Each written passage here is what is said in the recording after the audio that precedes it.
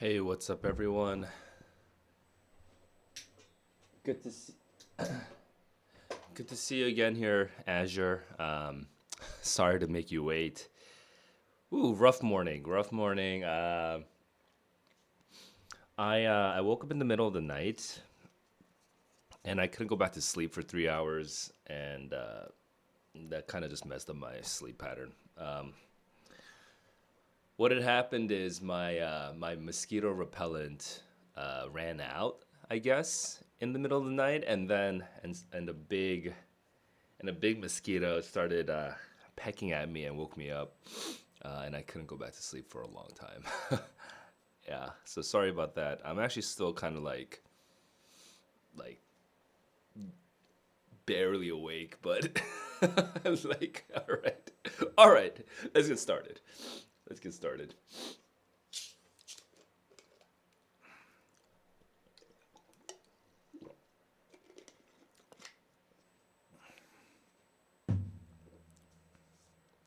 Yeah, I'm just shocked that I woke up so late. But alas, such is the day, such is the summer of Korea, at least. Uh, so we're reading 33 to 48, but actually I'd kind of overread last week until 36, I think. So starting at chapter 33, we like I already know what happens from chapters 33 to 30, I think 6.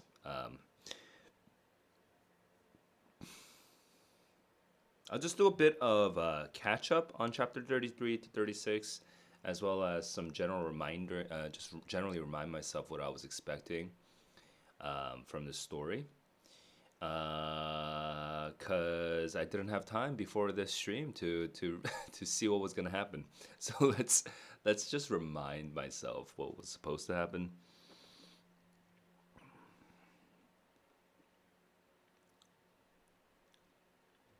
So Marvin Breed is the brother, I think, of Dr. Breed. Dr. Breed is our sort of stand-in, our stand-in symbol for science, the cult of science,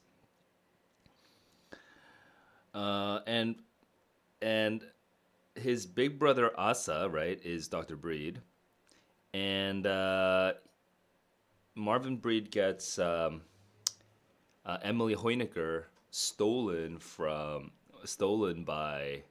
away from him by Asa, and then Asa gets stolen away from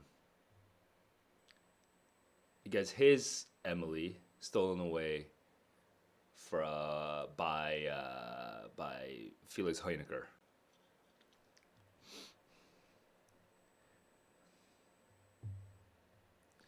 And Marvin's the character that I sort of vibed with because he's the one that feels like kind of the most earthy and human, and like has like the most what I think is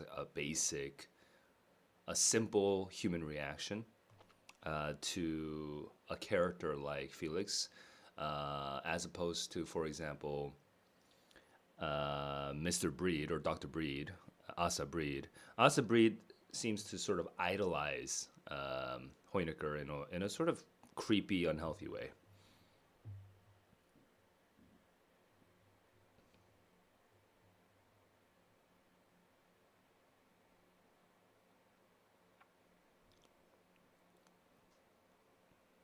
Frank has his little redemption moment in this chapter. Turns out he likes observing, was it ants and stuff, and he created like a little city or something like that, right? Um,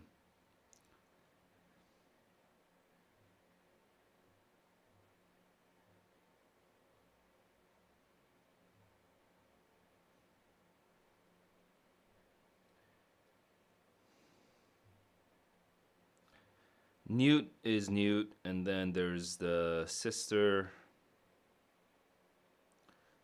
she sort of sacrificed herself for this family.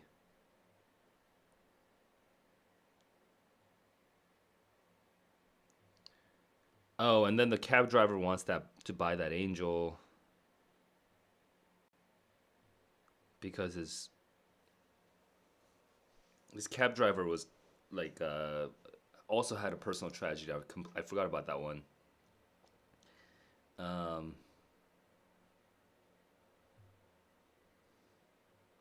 oh, oh, and then this angel has this kind of unusual tragedy behind it.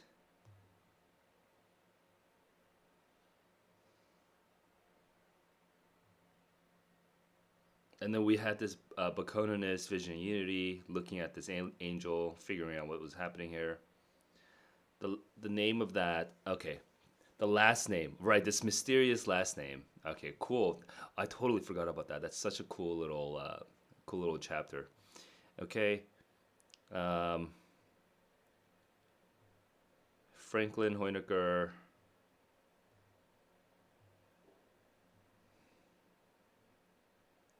We go to the place where Franklin Hoynecker used to wait, and then this is the redemption. Like this is where we learn kind of the more personalizing details, humanizing details about Frank.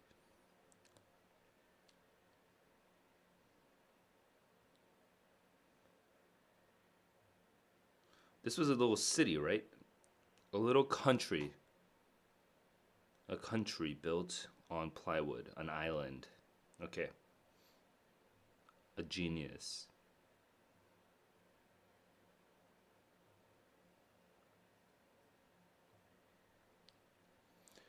So Franklin has seems to have this sort of same scientific bent as his father Felix, but unlike his father Felix, who is completely detached from humanity and from living things, just playing games in his head, uh, Franklin observes the living, right?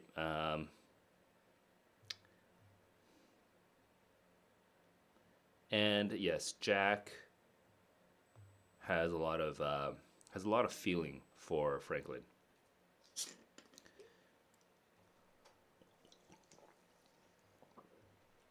This is when I started feeling really overwhelmed last week. We have this Krebs guy who shat on his ceiling or something like that, something ridiculous. Um, Killed the cat. Horrible roommate. He wrote a poem and shit. God. Wait, and then wasn't this like a he was a poet?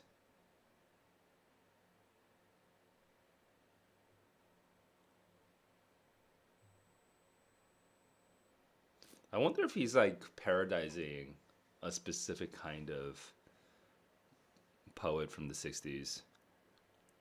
I'm thinking like Ginsberg, but is he parodizing Ginsberg? But no, because well, for immediate nuclear war, I mean maybe. Um, right, this is an extremely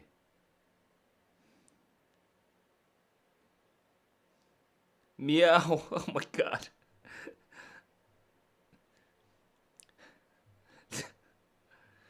Uh, a rang rang is somebody who steers you away from a line of investigation.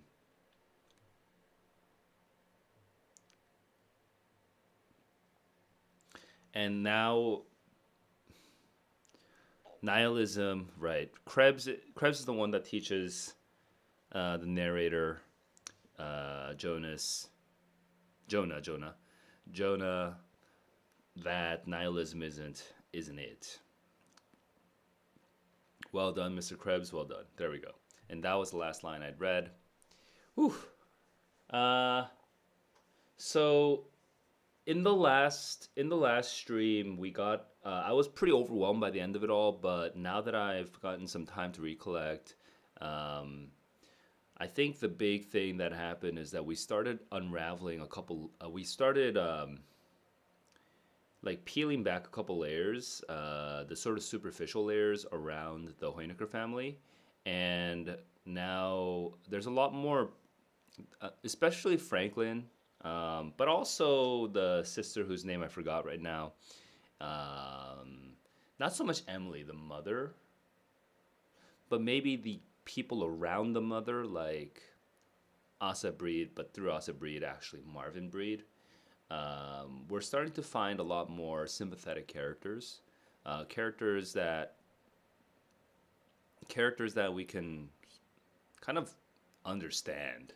Right up until now, most of the characters were pretty. They were hard to relate to, and we didn't really like. I don't think we really liked Felix that much, and I don't think we really liked uh, Dr. Breed that much, right? It's just it's like, at least I didn't.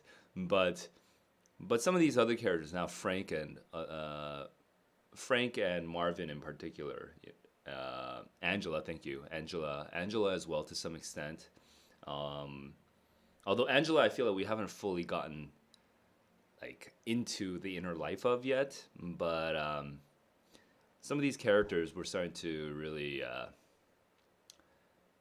be able to get ourselves attached to, at least get myself attached to. So that's the situation we're in right now. Plus, I'm going to see how Bakunanism stands. Like, how does the narrator convert to Bakunanism, and how does that set the stage against Dr. Breed? And then we had this. Oh yeah, last stream is a stream where we also had the Ice Nine, I think, come out, and we're trying to right.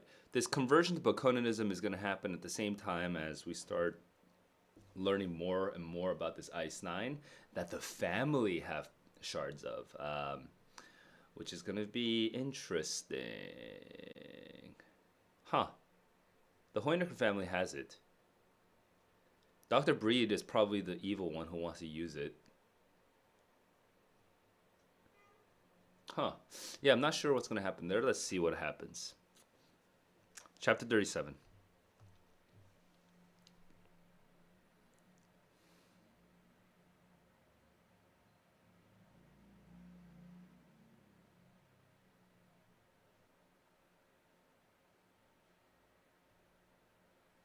Paid ad for Banana Republic, okay?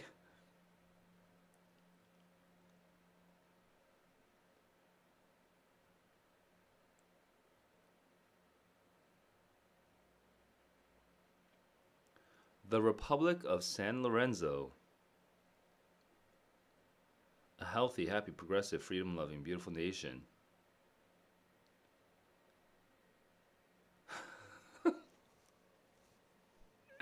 Um, okay. The girl on the cover was enough for me, more than enough, since I had fallen in love with her on sight. She was young, and grave, and compassionate, and wise, brown as chocolate. Her hair was like golden flax. Her name was Mona Amons Manzano, adopted daughter of the dictator of the island. This sublime mongrel Madonna? Oh my god. And then we got the dictator, a gorilla in his 70s.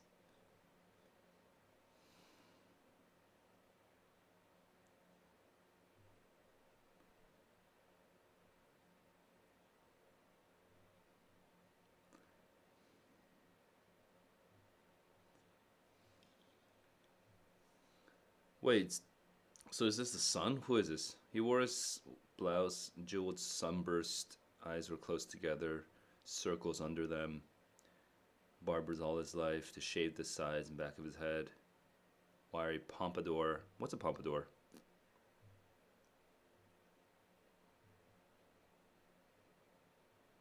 Oh, right. I haven't used this in a while.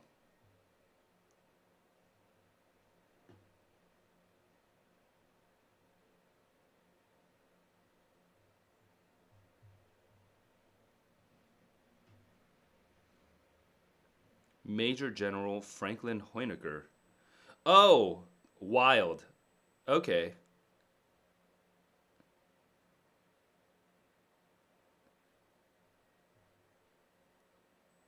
Okay. Oh, I don't know how to deal with that. He's okay. That's interesting. It's actually Franklin Hoenicker who is on this. Um, it's actually Franklin Hoenicker who is on the side of Baconanism, right? Because the San Lorenzo Island is the island where presumably the narrator will get converted. I did not see that happening. Now we're pivoting son against father. And yes, this mongrel Madonna is a little. That was a little. Ugh. Eh, that was kind of bad. Okay, chapter 30. I mean, but it's an insight into how educated white people of the 1960s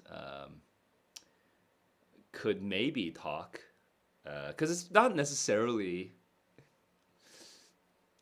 I mean, if we want to give Kurt Vonnegut some credit, uh, so far, so far, our narrator isn't 100% reliable. So maybe Kurt Vonnegut. Maybe there is some distance between Kurt Vonnegut's own language, and this narrator's language, Kurt Vonnegut's own thoughts and this narrator's thoughts. Um,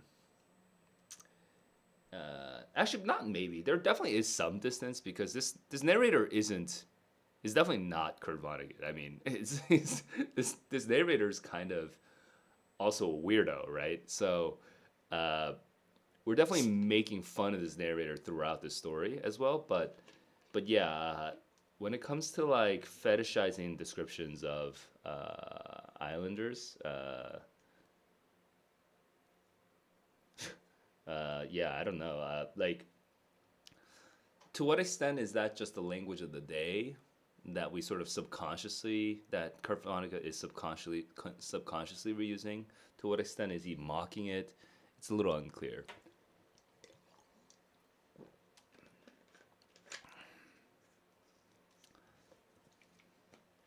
Chapter 38.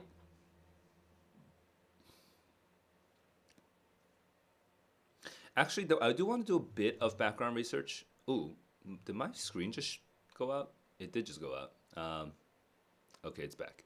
Uh, I want to quickly do a bit of background research into banana republics because I don't really know specifically. I know that banana republics are kind of like these little dictatorships that got propped up on, I guess, American support, but I want to know a little bit more about them, like what the context was in the 60s. So, oops, wrong screen. How come my shortcuts aren't working? All right, there we go.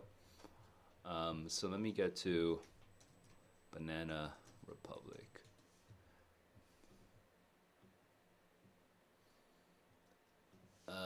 1960s.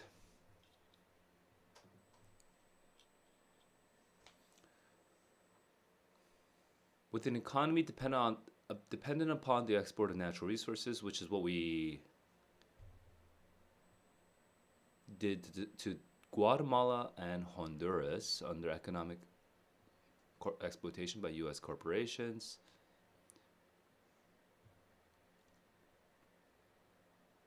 Yeah,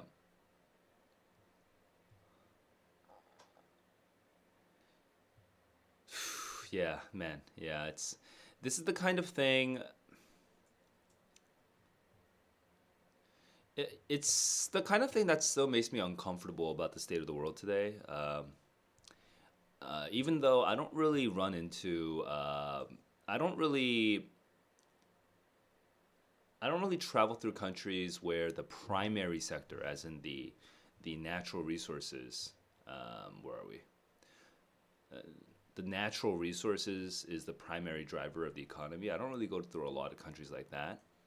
Um, but I do think about like Thailand, for example, which is pretty dependent on tourism, and I feel like a lot of that was created um,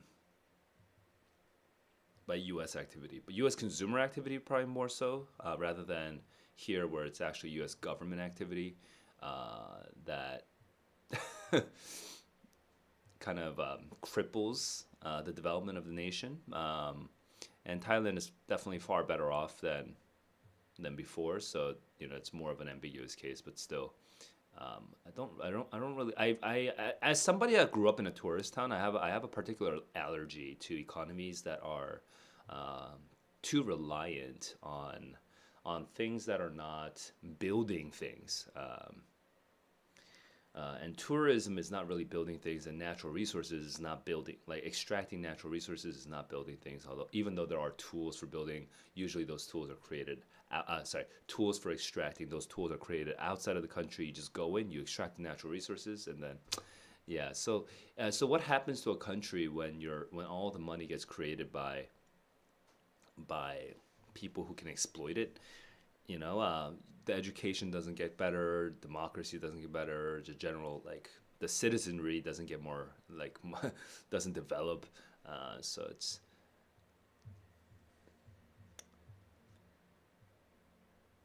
I want to know specifically the case of, I guess, Guatemala and Honduras. So let me think about that real quick.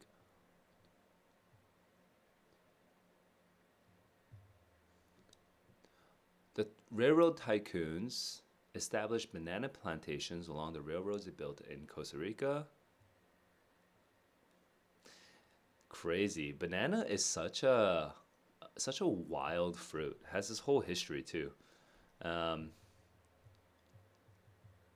it's such an industrial fruit of all things.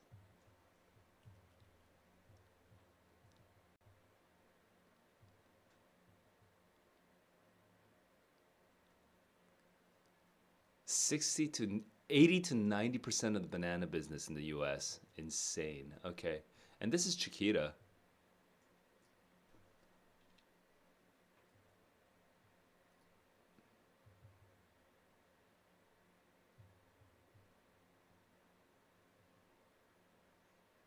Okay.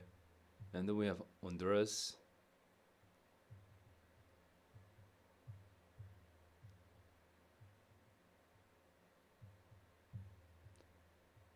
And I'm just kind of skimming through at this point. Oops. The popular elected government was secretly pro Soviet. The United Fruit Company sought to convince the governments of the US Presidents Truman and Eisenhower. Okay, so hey, 1950s lobbying, amazing. Uh, Actually, Arbenz, that guy who was elected via democracy, that guy is pro Soviet. Why? Because he took back unused fruit company lands and gave them to the peasants. Jesus. So what happens now? This is the McCarthy era, and we have the 1954 Guatemalan coup d'etat, by means of which the CIA deposes Arbenz and installs the Castillo Armas, which lasted for 3 years until. Oh my God. Okay. That is horrible. God. Sorry, Guatemala. Oh my God. That is horrible. Okay. So, yes, this is. I actually didn't. I kind of like knew the shape of this story, but I didn't know this story in detail. Okay, thank you, Cat's Cradle, for teaching me a little bit, or for giving me the opportunity to learn a little bit about this. Wow, that's horrible. Neruda had a song about this, had a poem about this. The fruit company, he specifically calls out the fruit company, the Standard Fruit Company, reserved for itself the most succulent, the central coast of my own land, delicate waste of the Americas. It christened its territories as the Banana Republics, and over the sleeping dead, over the restless heroes who brought about the greatness, the liberty, and the flags. It established the comic opera. That is Oh, it comes out in 100 Years of Solitude too. Okay. Uh, Dude. Okay. So terrible, horrible. Good to know. Back to the story. Brazil was and is in a better situation, but 100% screwed by the U.S. backed military coup in the 60s. Yeah, the relationship of North America or U.S. specifically to the rest of Central and South America is a whole area of knowledge that I lack. Um, Other than I know in broad strokes that there was a lot of involvement during the Cold War to shore up our democratic allies and also to build our economy. It is actually a little funny, and I'm sure people have already been saying this. I'm definitely not the first person to think of this analogy. It's funny how we kind of funny, sad, funny, sad how America progresses beyond slavery, um, beyond the free labor of um, Africans forcibly brought over to the continent. Um, in the 1800s, we emancipate the slaves, but then our big rise when the states becomes really the number one global power. Um, a lot of that is fueled by the industrial activities of the late 1800s in establishing these banana republics, and then the 1960s we really solidify that with just like installing dictators, and indirectly now the U.S. Um, in the 60s is benefiting from what is probably indistinguishable from slave labor. It's just two steps removed, or instead of being direct slavery. Uh, yeah, not a not pleasant, not pleasant. Uh, I'm glad there's so many smart people in the U.S. That think about these things and are coming up with far more articulate and eloquent arguments, clarifying what actually happened. But but yeah, I mean the power machinery. I mean, what are you gonna do? You can't fully dismantle it. It is what it is, and it's not like the U.S. is. Okay, I'm not going to get too far into politics now, but so I'll stop here. But I'm glad people are talking about it, is what I'll say for now. Let's go back to the story.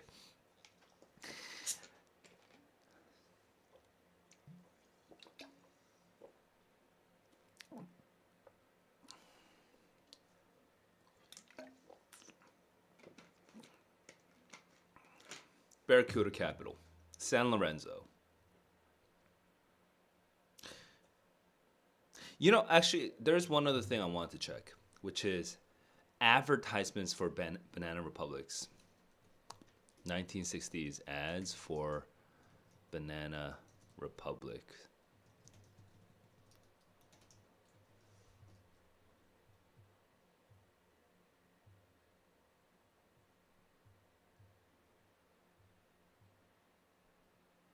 This is just advertising ads for the Banana Republic Traveling Company.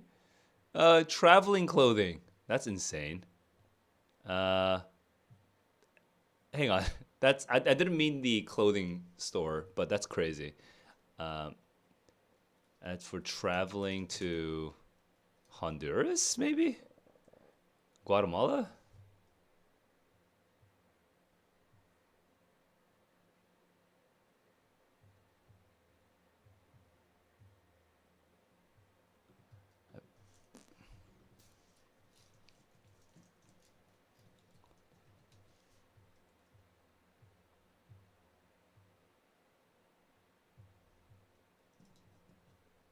Okay, I don't think I'm gonna get what I want, but at least it's giving me a general sense of like what the vibe was of the ads back in the day.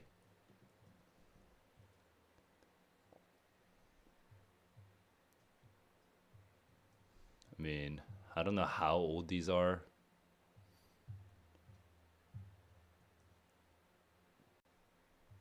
And I'm not enough of a art historian to know what kind of art it was. What? Oh, hey, this is interesting. It's critical though. This one's a critical one.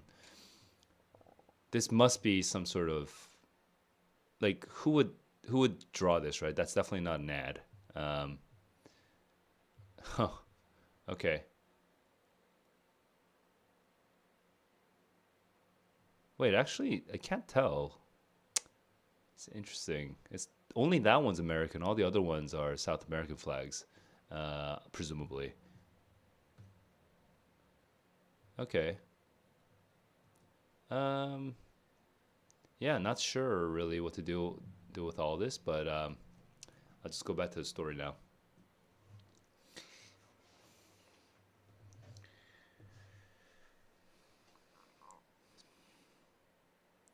450,000 souls, free world, free world. Okay, yes, all fiercely dedicated to the ideals of the free world.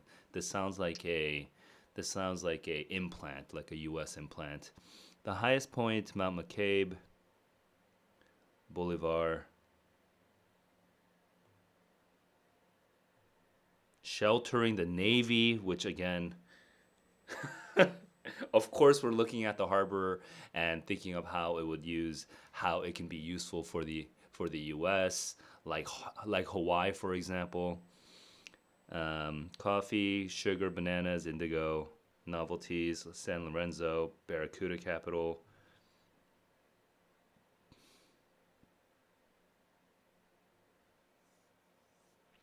Frank was the architect of the San Lorenzo master plan. Oh, okay. The blood son of Felix Hoenecker. It reeked of cannibalism. I see. So Frank is not quite the hero that I was looking for. I guess my prediction is looking like my prediction is going to be wrong. That I was setting father against son or son against father, and we're having like biology versus physics. No, this science knowledge is being used for political purposes.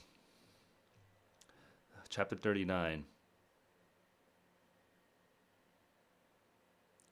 Ghost written, of course. It was written by Franklin. Um, 68-foot Chris Craft.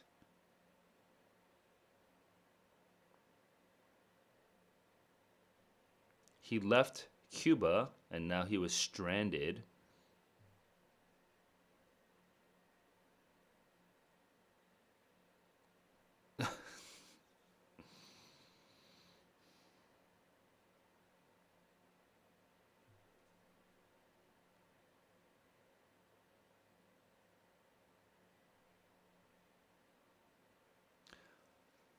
Fata Morgana, the deception of a mirage. Morgan Le Fay, a fairy who lived at the bottom of a lake, famous for appearing in the Strait of Messina between Calabria and Sicily. Poetic crap. The peak of Mount McCabe.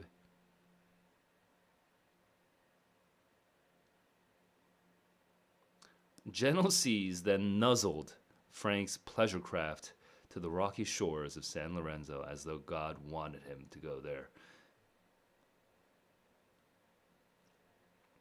He had Ice Nine with him. Uh, yes, this is a very informative ad. Yes. Um,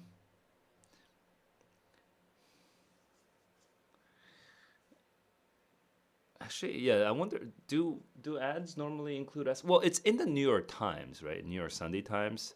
So I guess the ad is like a full spread in the newspaper. Um,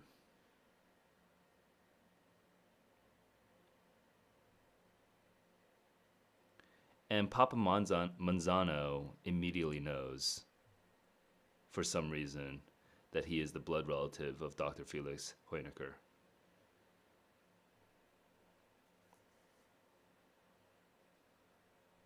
Okay, chapter 40.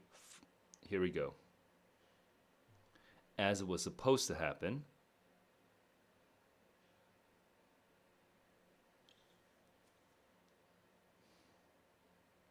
Julian Castle, American sugar millionaire. Miserable folk of other race. Now, this is a real person.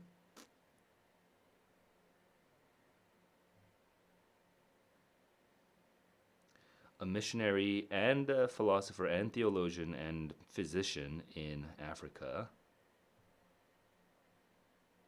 He's Lutheran.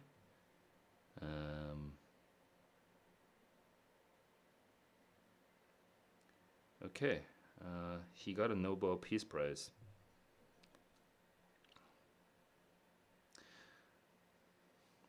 So, an American millionaire who's trying to be like the next, Mother Teresa. Castle's hospital is called House of Hope and Mercy.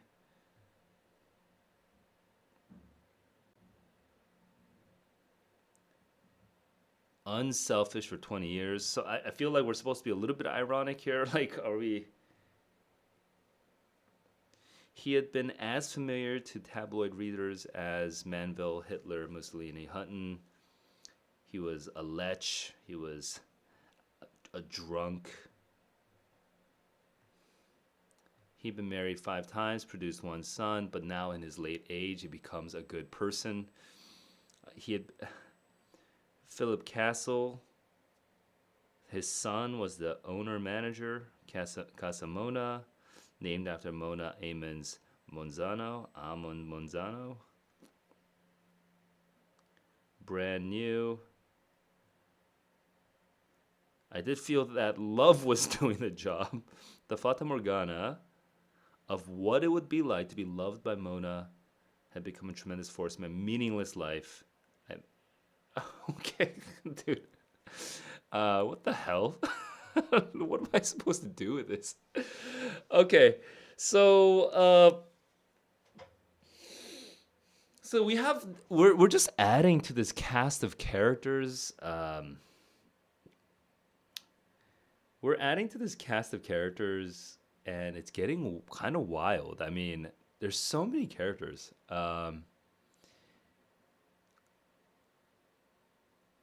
And I don't really know who we're supposed to really focus on, so I'm sort of kind of here for the ride right now.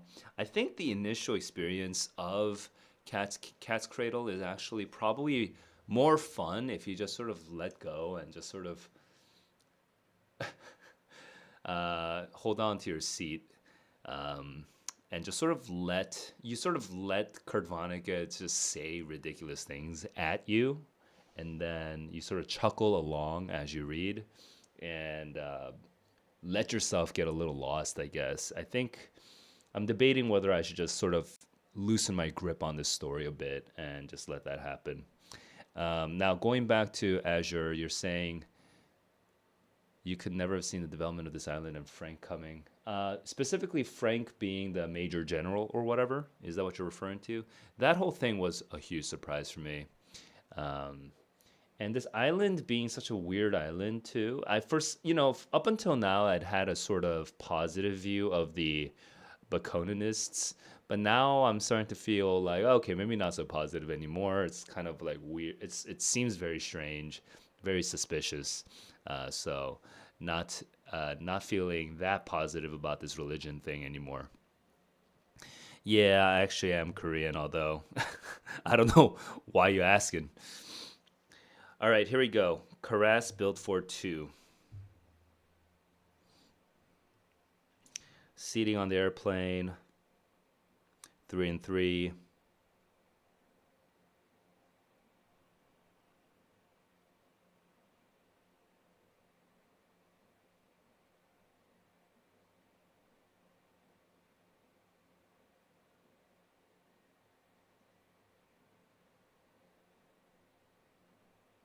The American ambassador to the Republic of San Lorenzo, his wife Claire, white hair, gentle and frail, career diplomat. His name is Horlick Minton, okay? Bolivia, Chile, Japan, France, Yugoslavia, lovebirds, a Dupra, Caress, Dupress.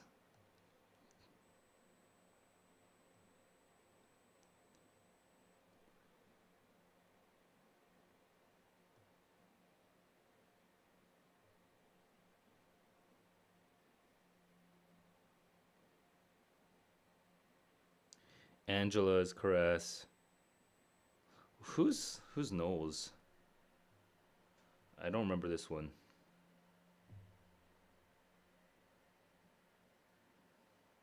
Oh, this is the. Is this the elevator?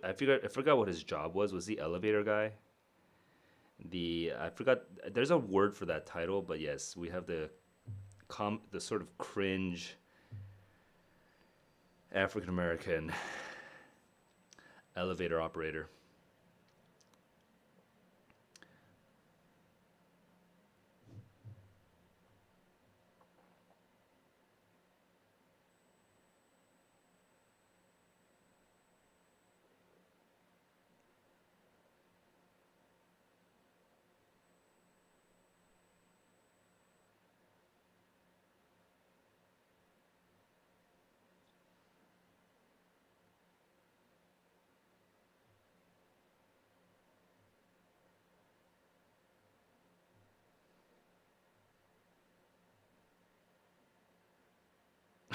Okay. Um, so he has a very wooden conversation um, with this couple, and it's like a total okay, very artificial conversation here.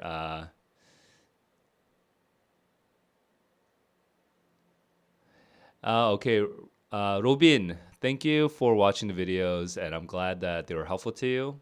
Uh, yeah, man. Good luck with the SAT.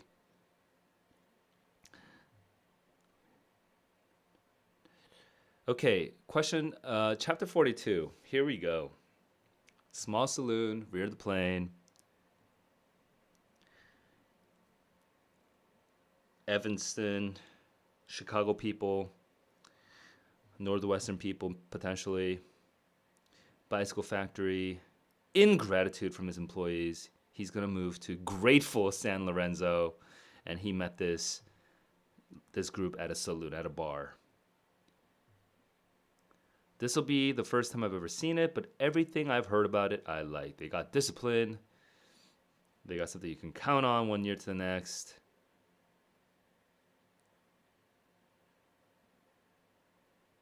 Wait, what's a pissant? A pissant. Pissant. Okay, just a pissant. Oh. Oh, pissant. Oh, just I've just never seen it spelled like that. Okay. We don't make bicycles anymore. It's all human relations. They try to figure out new ways for everybody to be happy. Nobody can get fired. The union accuses us. It's actually kind of hilarious to see HR described like this from 60 years ago. Crazy. Anyway, if you've ever worked in a company, um, you can totally imagine a CEO complaining about this kind of thing. If and you think things would be better in San Lorenzo, people down here are poor enough, scared enough, ignorant enough to have some common sense. Holy shit, dude. That is so. It's so direct. Crosby asked me what my name was. I told him his wife Hazel recognized my name as an Indiana name. Oh, are you a Hoosier? I admitted I was. I'm a Hoosier too. Nobody has to be ashamed of being a Hoosier. I'm not. I never knew anyone who was. Hoosiers do all right. That's reassuring. He's a Hoosier and the military, whatever he is in Tokyo. Attaché, he's a Hoosier. A Hoosier? Hoosier too? So this is like sports. Um, it's funny we're making we're making fun of so many different aspects, and we're criticizing also so many different aspects of American culture, and now sports culture has entered the chat.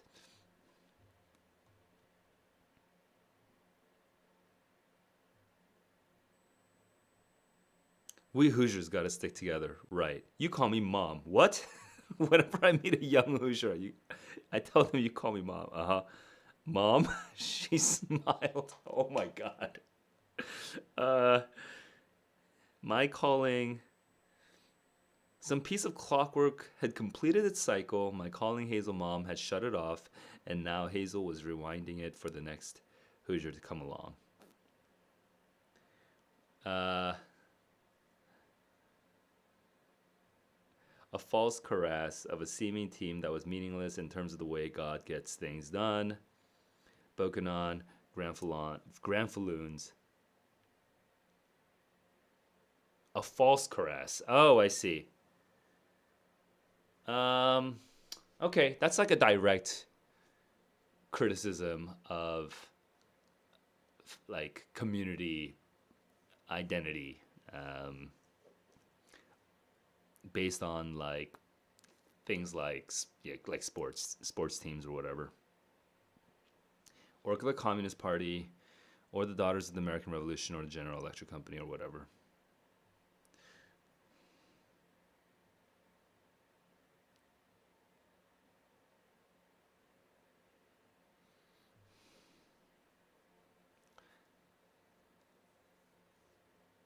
Okay, here we go. The demonstrator.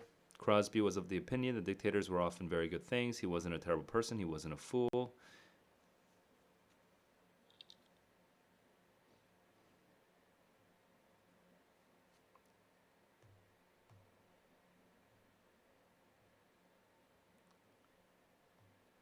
The major point at which his reason, his sense.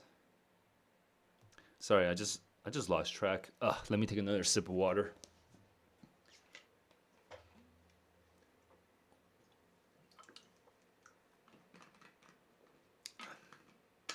Crosby.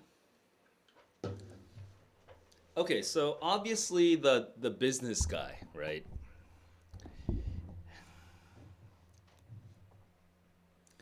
The business guy is gonna be pro dictatorship. Okay. Um, yes, he wasn't a terrible person. He wasn't a fool.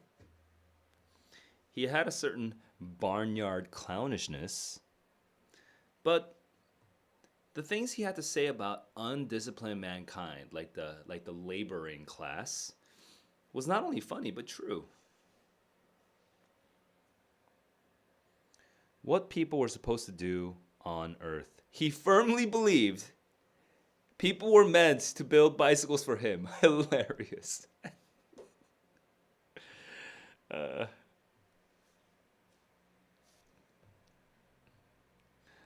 uh, this reminds me of like,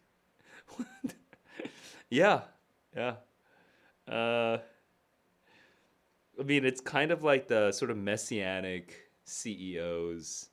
It's like what Mark Zuckerberg's trying to be. It's what Steve Jobs was. Um,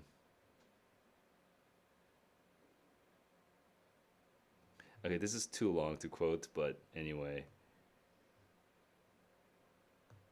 that is so funny. I hope San Lorenzo is every bit as good as you've heard it is. They all speak English. They're all Christian. They just don't have crime.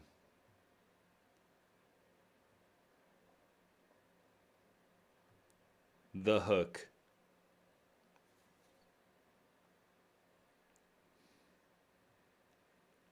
They put up a gallows, two posts, and a crossbeam. Hang it down from the crossbeam. They point. They put the point of the hook in through one side of his belly and out the other, and they let him go. Ugh.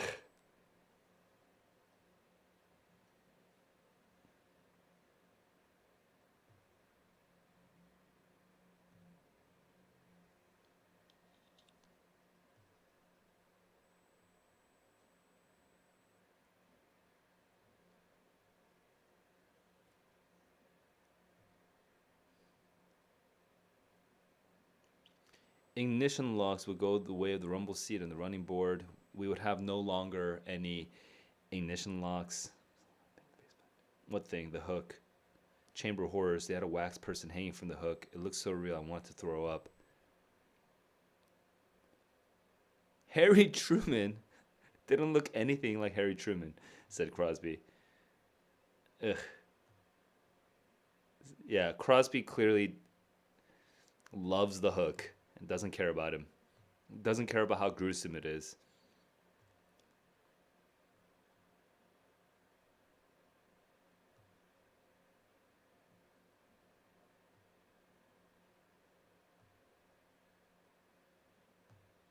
It was an iron chair a man had been roasted alive in. He was roasted for murdering his son. Only after they roasted him, they found out he had murdered him after all. So, what is this newfangled religion, right? We have the false cuirass of sports. We have this dictatorship that is serving U.S. interests, that the U.S. businessmen love, that these ambassadors are going to. Right now, we're just building up the world of San Lorenzo. We haven't really gotten, we're not really deep in it yet. Um, and we're not at Franklin yet. So we're gonna meet Franklin soon. He's gonna be like a major boss in this story. Uh, I'm disturbed. I mean, to be honest, like largely I'm disturbed. Um, but let's see.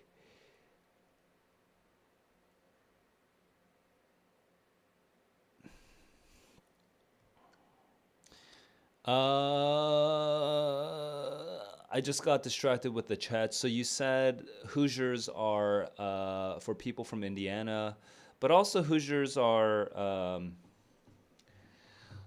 college ball, right? I'm like really not a sports person, so except I suddenly randomly got into Premier League soccer this year or last year. Um, it's I think Hoosiers is also for college ball. It's specifically for uh, the Indiana University athletic teams. Okay, so yeah, I associate it with college basketball from Indiana, and it's definitely a. This movie is a big movie. I never watched it though.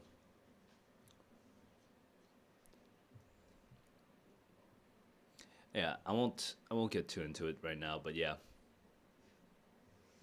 I didn't realize it was just the general Indiana thing, but it makes sense because I guess Indiana probably doesn't have that many public universities, right?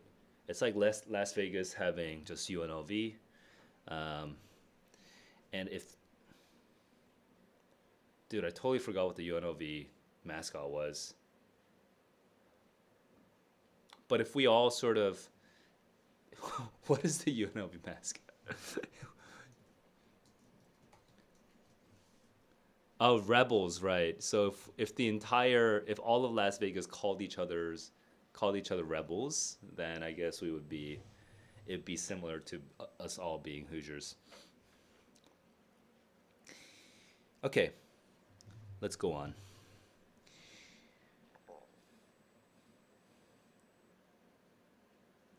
When I again took my seat beside the Dupress of Claire and Horlick, I had some new information about them from the Crosbys. They were indignant about his appointment as ambassador.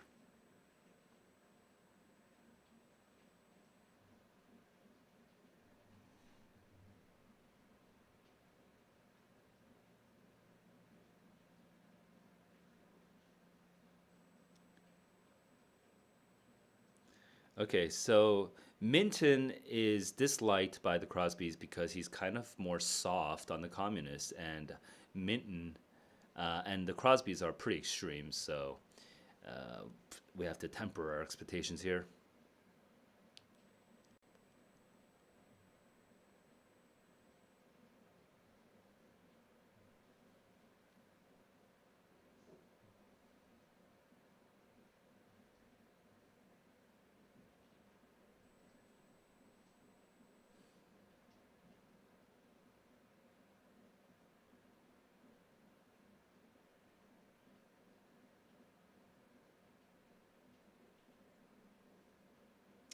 Okay.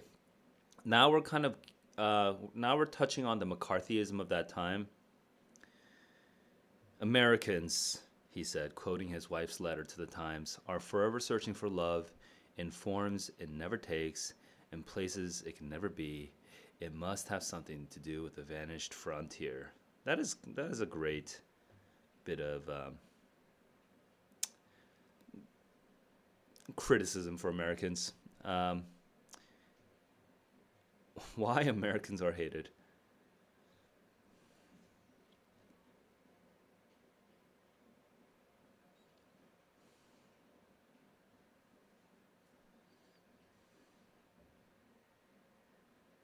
The highest possible form of treason is to say that Americans aren't loved wherever they go.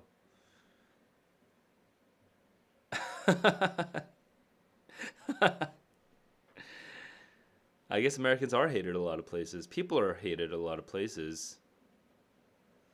We're paying the normal penalty for being people.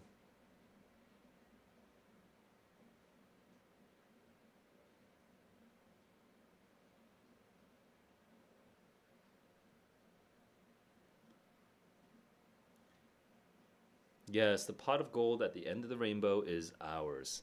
And I'm still unsure on why Minton is acting all weird about the ambassador appointment. Like, the narrator Jonah is saying, "Hey, you must be pretty happy being an ambassador," and they're just like kind of like evading that. It's kind of strange.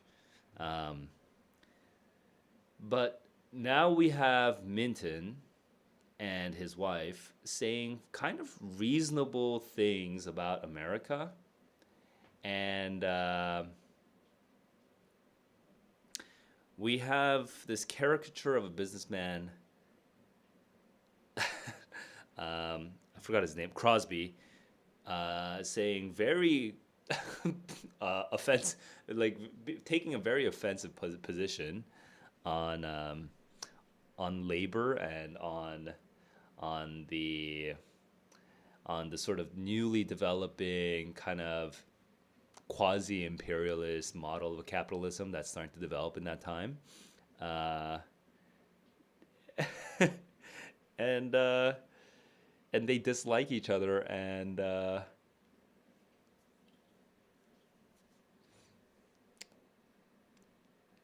we're still not really there yet. We're still not at this island yet. Or we might be at the island, but we're not really. We're still kind of just at the edges of it. We're not really deep in it yet. The Baconist method for handling Caesar. So this, by the way, is a direct reference to Jesus. Jesus says in in these Gospels, "Give unto Caesar what is his, and give to God what is God's," something like that, right? And this is now the chapter, I guess, that touches on government versus religion. Yeah, that is the impression I'm getting, Azure. Something like that as well. Not too sure. I talked to the Mintons about the legal status of Franklin Hoynecker, a fugitive. He isn't a U.S. citizen anymore. He gave up his citizenship. Read your passport. You can't lead the sort of funny paper international romance that Frank has led and still have Uncle Sam for a mother chicken. That's such. Yeah. Wait, who is he talking to right now? Oh, this is Mittens. Um, is he well liked?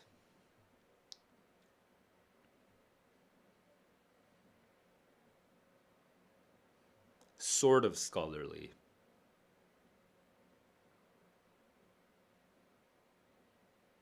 Philip Castle, the son of Julian Castle, Philip Castle, the guy who is keeping that big hotel. Outlawed holy man, Bokonon.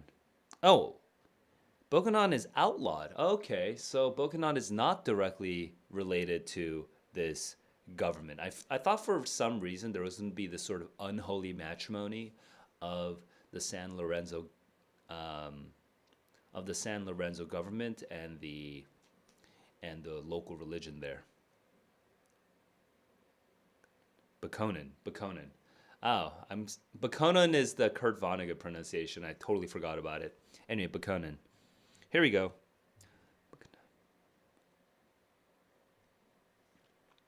There was a quotation from the books of Bakonin.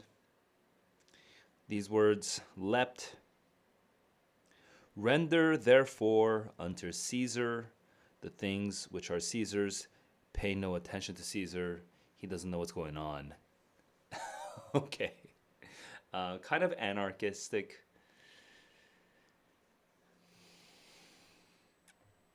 Dynamic tension.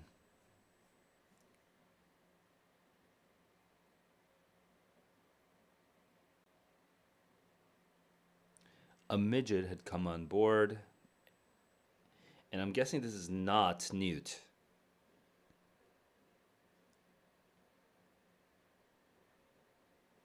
A horse-faced woman with a platinum blonde hair.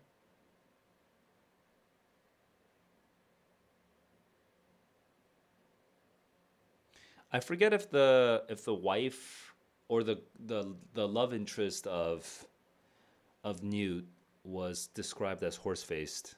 Actually, let's just do a quick search. Is this the first time we're getting this horse-faced? Okay, it is the first time we're getting horse-faced. Next to hers was a seat that appeared to be empty. But I'm so absorbed in this book.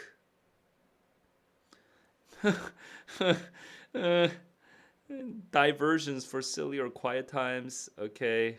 And I was serious and excited. Dynamic tension. Equilibrium between good and evil. Okay, lots of cringe here.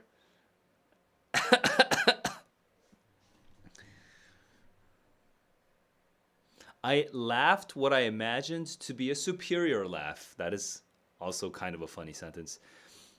The term was a favorite of Bakonin's, according to Young Castle's book.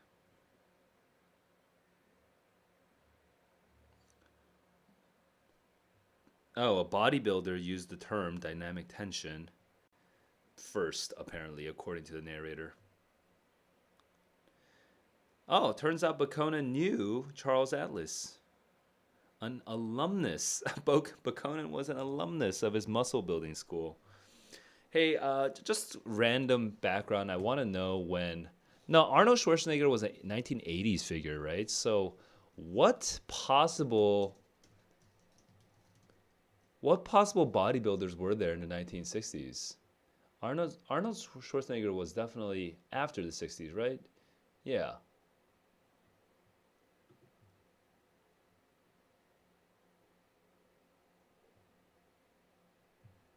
I'll get some of these faces. I mean, I'm not going to know any of these faces because I just don't know these guys. When did Schwarzenegger get started?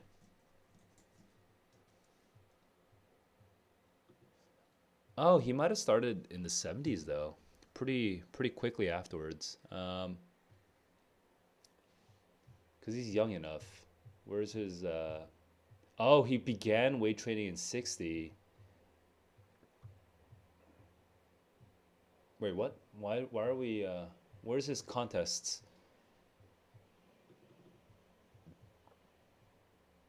Okay, he actually did get started in the 60s. 60s and 80s is such a big time difference. I cannot believe how wrong I was. It's embarrassing. Jeez. Anyway, he finally goes to the US in 1968. So he was already huge before 19 he was already fairly huge by 1968. All right, so this is around the same time that Arnold Schwarzenegger is making his rise. It's before Kurt Vonnegut may or may not have known about Arnold Schwarzenegger in particular, but that whole movement was beginning at this point.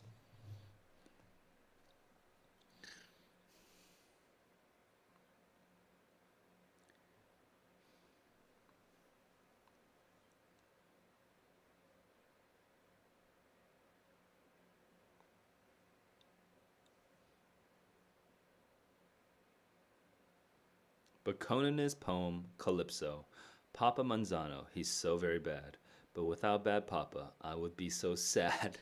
This is such a bad poem.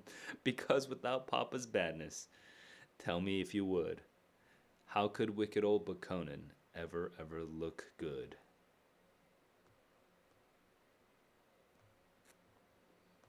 Okay, kind of yin yangy, I guess. Let's go and finish this off. Chapter 48.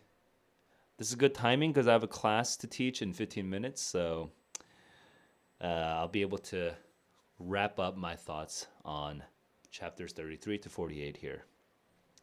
Conan, born in 1891, Negro, Episcopalian, British subject on the island of Tobago. Studied Charles Atlas. He was christened Lionel Boyd Johnson, youngest of 6 children, born to a wealthy family. The discovery of $250,000 in buried pirate treasure of Blackbeard of Edward Teach. Blackbeard's treasure was reinvested in asphalt, copra, cacao, livestock, and poultry. So apparently this his grandpa was a very savvy business person, was educated in Episcopal schools, carouser, he sings along, he has a song, the 14th Calypso. When I was young, I was so gay and mean, and I drank and chased the girls just like young St. Augustine. St. Augustine, he had got to be a saint. So if I get to be one also, please, mama, don't you faint. Okay, and now we have Conan. Man, we have a lot of characters. A lot of characters. We have bodybuilders. We have Indiana people we have Indiana people who are ambassadors. We have Chicago people who are sort of merciless capitalists. We have a poet who is pro-nuclear war, who writes a poem in shit at the home of his, on the walls of the home of his host. We have, oh my God, we have a cartoonish, quote unquote, midget character. We have a cartoonish black elevator operator. We have a cartoonish, sexy island chick. We have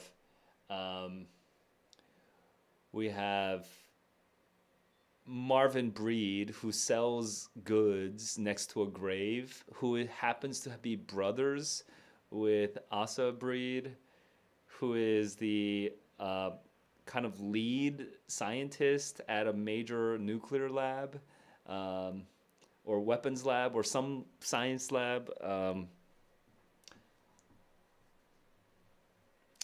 We have the Hoynikers, who are all major characters, like crazy different from each other and strange. And one of those Hoynikers is Franklin, and Franklin is like this major general of a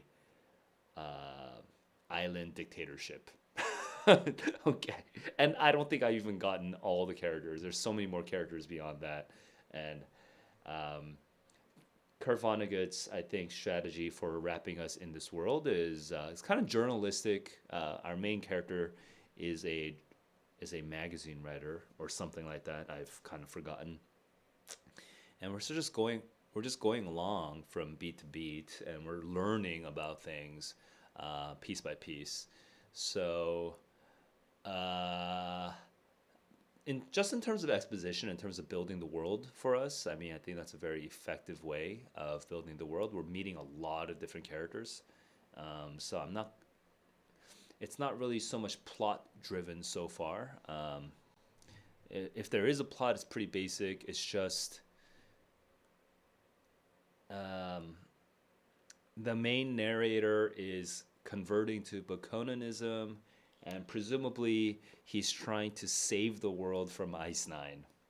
presumably, or that will probably start happening at some point. But I'm not even too sure about that particular plot device. It's just the general vibe that I'm getting. Um, and I guess Kurt Vonnegut, he kind of keeps you on edge by not making it clear, not really giving you a respite in terms of, oh, this character, right? But Conan or Jonah or Marvin or whoever, he doesn't really give you a specific character to side with. Um, he just keeps jerking you back and forth, left and right, uh, and is kind of just like wagging his like sticking his tongue out at us to some extent. It's like,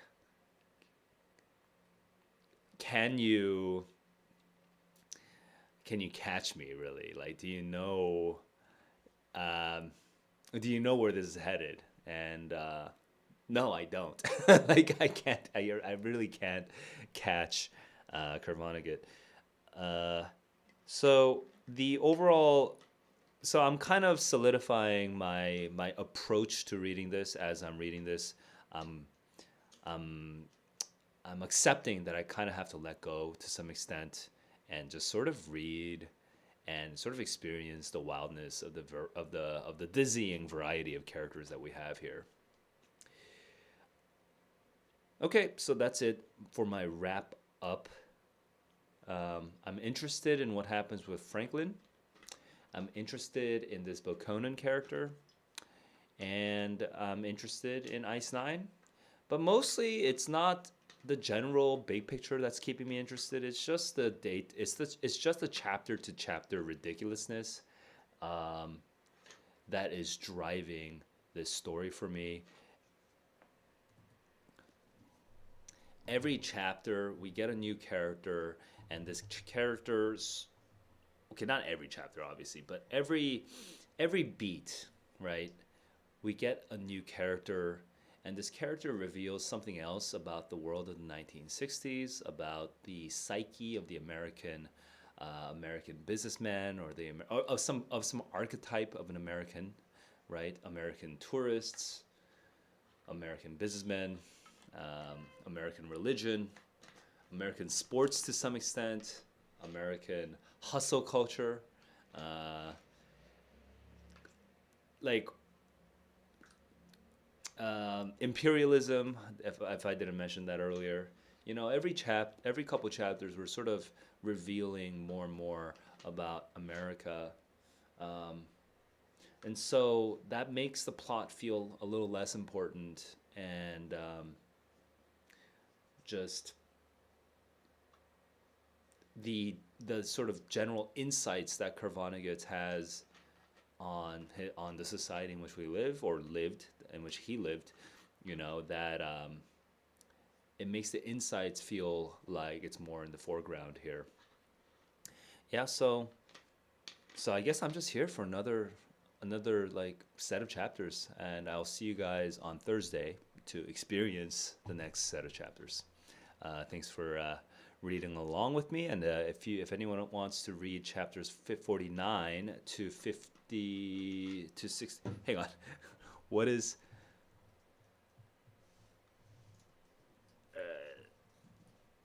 49 to 64? 49 to 64. Okay, that is the next installment.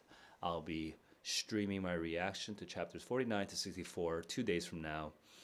So go ahead and read that beforehand if you want to compare your reaction to my reaction. Besides that, what else have I been reading recently? I've been reading Anna Karenina. I'm about halfway through. I'm about exactly halfway through right now. So there's that, and I'm also reading. I just began reading a sample. Where'd it go?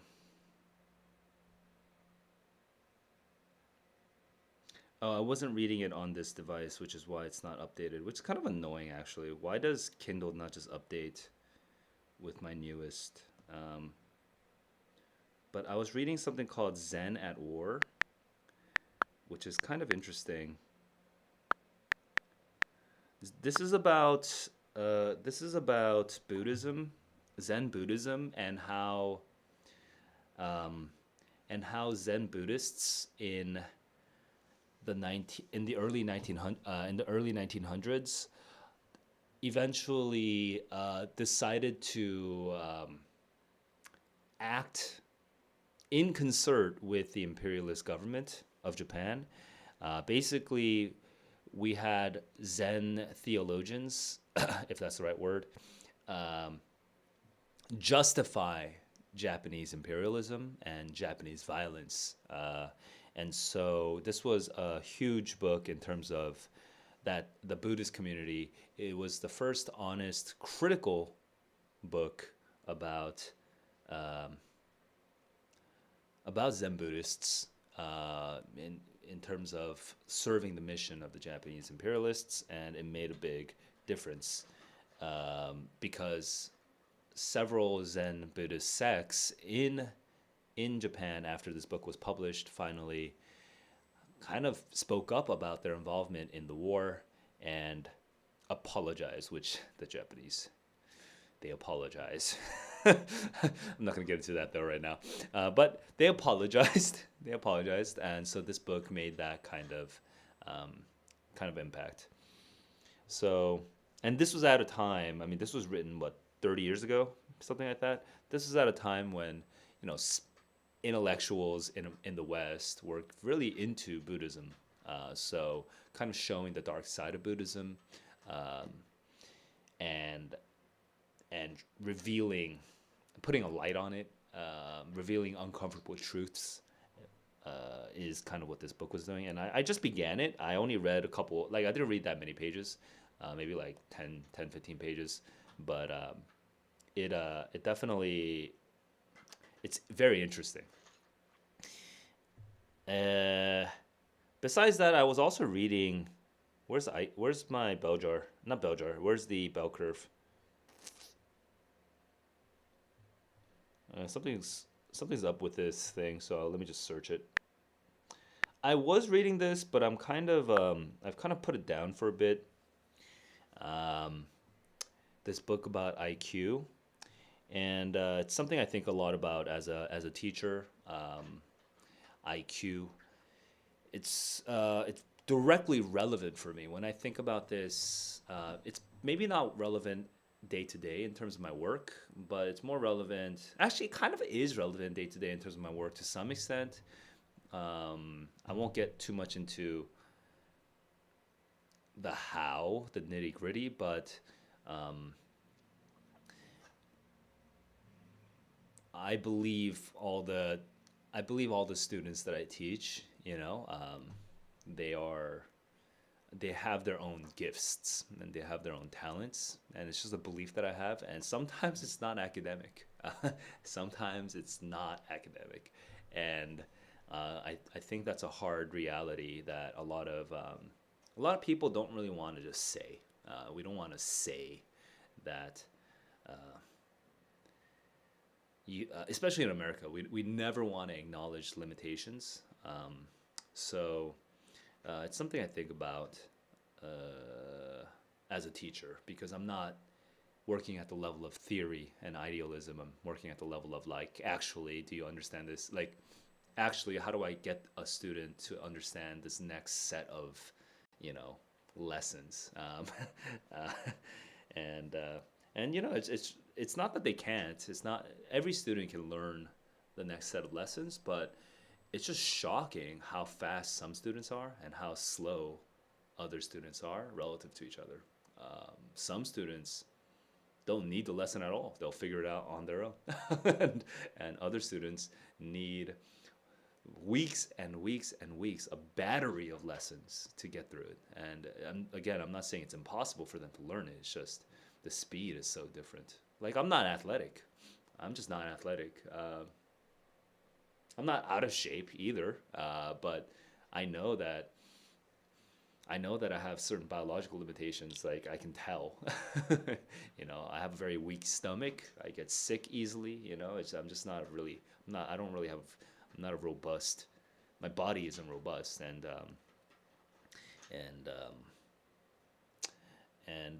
the fetishization of intelligence is a whole thing that I think about. So that's this other book that I've been picking up and putting down and picking up again. I want to do a book. I want to do a sports book too. So I'm kind of stuck between Cubs Way versus Mamba Mentality. Um, um, but I think 3 books right now is good enough to juggle. So that's me. If you have some other books that you're reading, let me know what you let me know what you're getting into. Um, and I do have a Discord server that I maintain. If anyone wants to sort of be the other guy chatting with me in the books channel, then you can be that guy. But otherwise, I'll see you on Thursday. Until then, keep on learning, keep on growing. Peace.